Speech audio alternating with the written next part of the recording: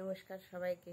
একবার স্বামী বিবেকানন্দকে তার এক শিষ্য বললেন, আচ্ছা স্বামীজি, মায়েরা সবসময় কেন শ্রেষ্ঠ হয়, বাবারা কেন শ্রেষ্ঠ হয় না? এটা কি আপনি কিছু বলতে পারবেন? তখন স্বামীজি বললেন, নিশ্চয়ই বলবো, তবে তার আগে তোমায় একটা কাজ করতে হবে। বলল, কি কাজ বলুন স্বামীজি? বললে, তোমাকে আমি এই একটা বড় তরমুজ দিচ্ছি। এই তরমুজটা তুমি সারা দিন রাত পেটের মধ্যে একটা কাপড় দিয়ে বেঁধে তারপর তোমার যা কাজকর্ম সমস্ত কিছু করবে, কালকে তুমি এসো, তারপরে তোমায় আমি উত্তর দেব। তো ছেলেটি সেই তরমুজ নিয়ে চলে গেল, গিয়ে বাড়িতে গিয়ে তরমুজটা পেটের মধ্যে বেঁধে কাজকর্ম করলো।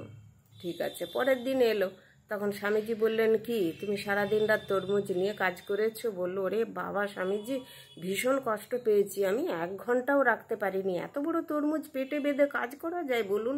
এই আপনি আমাকে কি কাজ দিলেন? তখন বললেন, তুমি এটা 1 ঘন্টাও রাখতে পারোনি, আর সেখানে আমাদের মায়েরা 9 মাস 10 মাস এই তরমুজের মতো পেট নিয়ে সমস্ত সংসারের কাজ করে যান আমাদের পেটে রেখে।